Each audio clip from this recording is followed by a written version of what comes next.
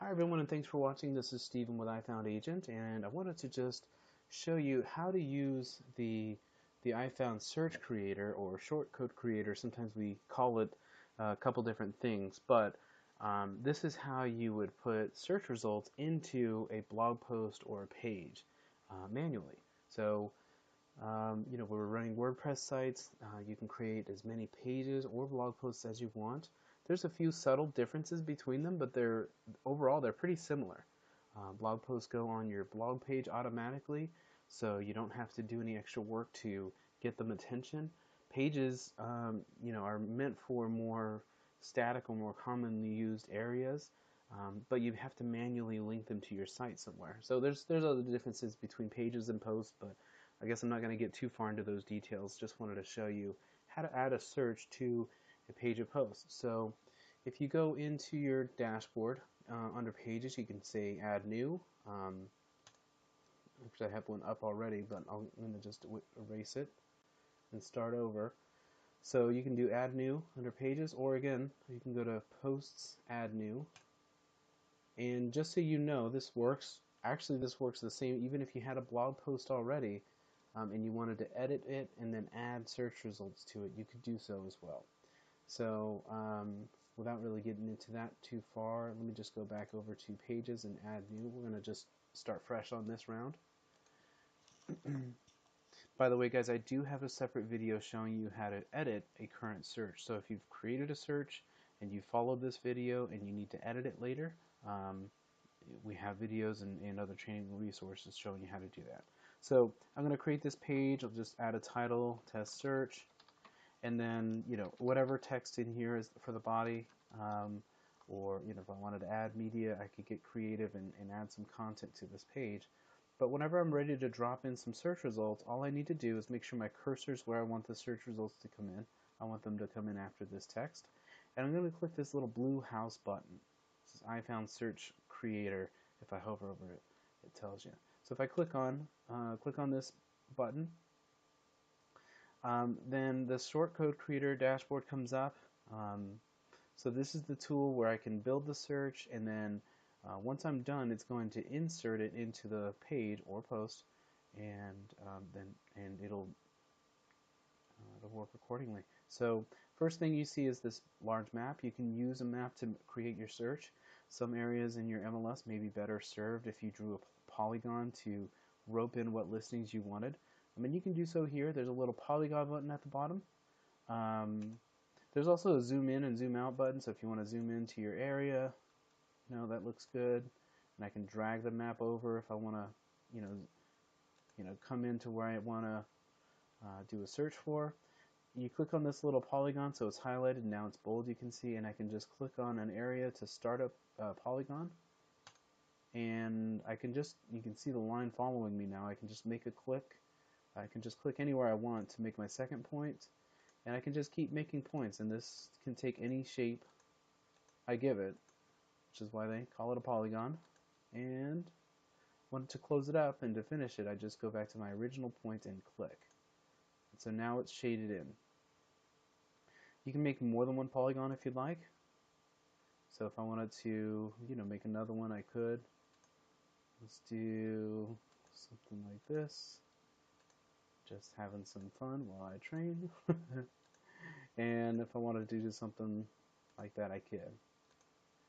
Obviously, there's some very weird boundaries, but needless to say, you can have more than one polygon on a search. There are some colors down here you can choose from, so that helps. You can move the polygon around, so if I want to open this up a little bit, I can. If I want to adjust, I can just use these little pinpoints and make sure I'm clicking on the right thing, actually. And you can adjust them and change the shape however you'd like.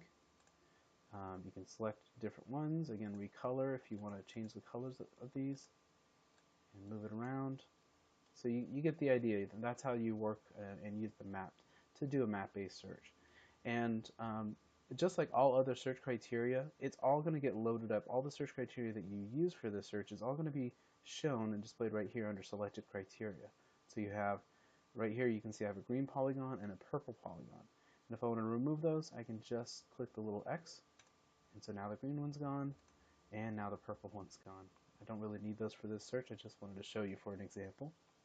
Down here under search criteria, I have some very common fields under just listed right away under search criteria. So if I wanted to refine by price, I could say, oh, this is going to be from 500,000 to 800,000, and I'll go ahead and click add. And so now you can see in search criteria I have 500 from minimum and 800,000 max. City, I can choose some cities on a drop down. Just clicking on random cities here. When I'm all done with it, I can click this little up arrow to roll this back up.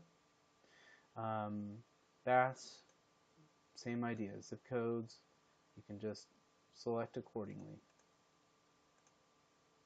So once again, you do have to hit this little up arrow at times, and then at times you also have to hit the add button whenever you have specific criteria you're trying to add, just depending on the field itself. As you can see, there's just a few fields here to choose from. These are the most common. These can be edited and customized as to which ones show up in this box. You also have additional criteria that give you a lot of other options. So this on our demo site, we have a lot of our fields thrown in here. But in most of our sites we build, we usually only put about 20 to 30 different fields by default as to what might be more common. So this area again is customizable, and you do have a lot of features. If you wanted to do a there's all kinds of different things you can do. Listing status, only want active listings, etc. So I'm not going to get too far into what search fields you have. All these fields actually will mimic your MLS pretty closely. So once you've added all the search criteria you're looking for, again, you can verify it right here. You also have a special field in the criteria that just by default it's just going to pull residential homes. You have the options of doing rentals and land and lots.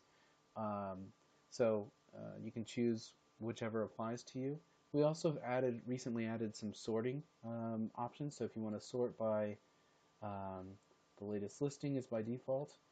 We really like doing latest listing by default because a lot of times when people come back to this page, if they have come back over a few days or a couple months, when they come back, they're going to see a whole new list. Versus if you do if you sort it by price, like low to high or high to low, that list won't change as much because maybe that home is still active. So the list won't change as much this way.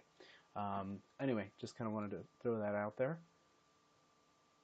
Okay, so if you wanted to do a backup query, you can. Backup query is basically for, let's say you created a very specific or fine-tuned search and you don't really expect a whole lot of listings to show up. So let's say I did a search for closed homes in a very small community or a community that doesn't actually have a lot of action. And that closed search is only looking for maybe the last 90 days. Sometimes it may show up 2 or 3, maybe sometimes it'll show up with none. I could do, actually let me go ahead and do something like that now. Let me take something out of here. Let's take the zip codes out. Let's take listing status active. Let's do listing status is closed. And then we have a days back closed field, which tells me, go a certain amount of days back. So let's just say I'm going to go 5 days back and add that. And then if I click on, so if I do a search for this, for 5 days back, actually let's do days back, let's do just 90 days and add that. Alright, perfect. So if I add that, I could be done, and maybe this search wouldn't have a lot of results. So if I wanted to hit this create backup query, it actually pulls all my criteria, duplicates it, but it will allow me to basically remove anything that I don't think I should filter by. So if this search doesn't pull up anything, 500 to 800,000 in Arizona City, that's closed within the last 90 days is basically what this search is. I can actually just drop off, maybe just take off without the last 90 days and let it just search any closed listings. Or I can maybe take off my search criteria. Maybe there's not too much in this criteria and I can take off the minimum, and then that's how that would work. So that's how the backup criteria works. It just takes a copy of your selected criteria and gives you an opportunity to remove something that you think is non-essential, um, just in case your initial search doesn't come up with any results. Okay. All right. So that's backup query, and then down here you see display options. Let me go ahead and click on this.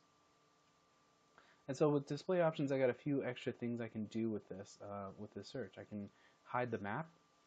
This is helpful if I have, if I wanted to create multiple searches on one page. Sometimes things get a little screwy with having so many maps on the page, or maybe the load times take too long, or for whatever reason, maybe you just don't want a map on that search result. So you can hide it by clicking this little box. Paging is also known as like pagination. So we only show a certain amount of listings per page. Like the default is 25. You can see down here. If the search has more than 25 listings, then it'll say, go to page 2, go to page 3. It'll load the other listings. We do that just to make sure that the pages load quick and stay relevant. So if you want to remove that pagination feature or that page 2, page 3 option, you can take that off if you know that you don't need it or for whatever reason you just don't want it to display. And then price stats. Every search will have price stats like a low, medium, low, average, and high, and it'll tell you how many results came up. And sometimes that can be distracting depending on what you're trying to achieve. So you can hide that as well. And result items per page, our default is 25. If you want to change that, you can. You can say, I want 50 listings, or I want 30 listings, or I just want 6 listings. Whatever you decide, you can put that in there. So I'll just put 6 in here. And then the 0 results message is if by chance your search doesn't come up with anything. Remember, that's kind of how this backup query works. So if your search doesn't come up with anything, it's going to say something like, sorry, the specified listings you're looking for aren't available, but you can change that message if you want to. If you have a backup query in place, this message will show first, and then there's going to be the backup query will run underneath it. So it'll say, you can change it to say, looks like there weren't any homes with this criteria. Here are some more properties you may find interesting. You could do something to that effect. You can't see my full text here, but I did kind of talk as I typed. So if I had something like that, then it would show that message along with the backup criteria, which is a little more broad. So anyway, whenever you're done building your search, you just go down here and hit create/save search. If you mess something up along the way, there's an X button at the top. You can just cancel out, or you can click this little exit without saving button. But I want to save this search, and I'm going to click that blue button. And so all in all it threw in here was just a short code. This is what's called a short code. The website understands this. It knows that there is a search saved, and that search has an ID, and that's what that is. So that doesn't actually mean anything to you and I, but the system understands it. And in fact, if I hit preview on this page, I can open it up, and it hasn't been sent out yet. But here it is. I got here's my listings, 54 properties. And low, high, and low, average, and high. And in fact, it looks like the initial search that I did didn't come up with anything. This is Arizona City, actually a smaller community with some lower priced homes, as you can see. So my search was looking for homes that were between 500 and 800,000, and so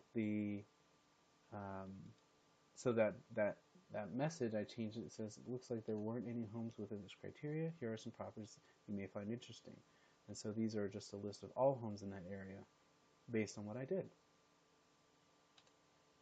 If I wanted to edit this search, if I previewed this and I said, oh, well, you know, this doesn't actually contain the search or the homes that I want it to, so I can come back here and highlight this, and so I have to highlight this from bracket to bracket, that beginning bracket there and the ending bracket, and I can hit this button again, and I could go back and